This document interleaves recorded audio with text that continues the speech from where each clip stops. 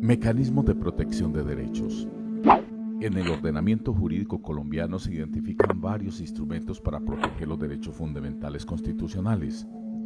Dentro del capítulo cuarto del título 2 de la protección y aplicación de los derechos, se encuentran los mecanismos e instrumentos constitucionales que sirven de garantía para la protección de los derechos fundamentales establecidos en la Carta Política. Así, el derecho a la vida, a la integridad personal, a la igualdad, a la intimidad, al desarrollo de la personalidad, a la libertad, a la libre expresión, a la educación y a la libre determinación, entre otros, puede hacerse valer por los mecanismos de protección introducidos en la Constitución Política. Son mecanismos de defensa de los derechos humanos en Colombia: acción de tutela, acción de cumplimiento, acciones populares y de grupo, derecho de petición, habeas corpus, habeas data.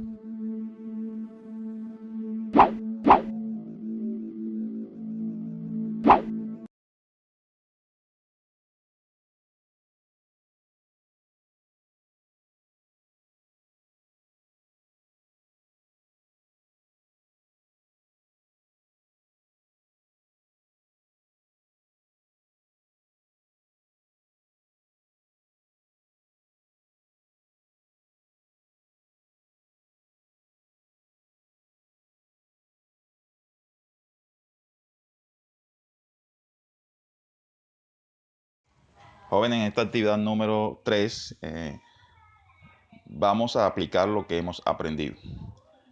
Para esto ustedes se van a dividir en 5 grupos. A cada grupo yo lo voy a entregar por escrito un caso hipotético en el cual ustedes con ese caso hipotético van a llenar el cuadro que pues está desplegado ahí en la pantalla.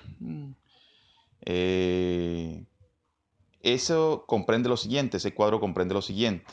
Primero, el caso, el número del caso que le correspondió a ustedes. Por ejemplo, si a Pedro se encuentra le correspondió el caso número 3, tiene que anotar el número 3. Luego aparece el derecho que se vulnera.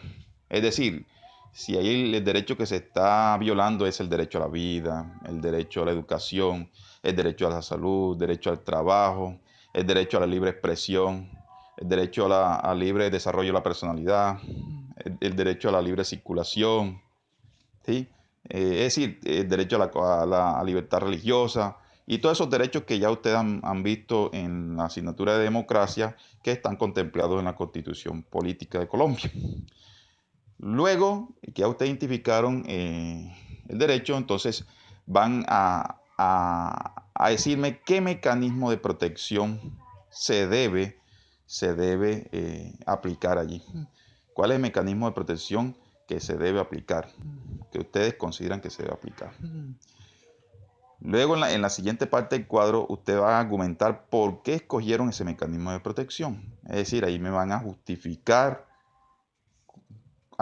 con argumentos por qué ese es el mecanismo adecuado para ese caso. Y por último, ante quién se interponen.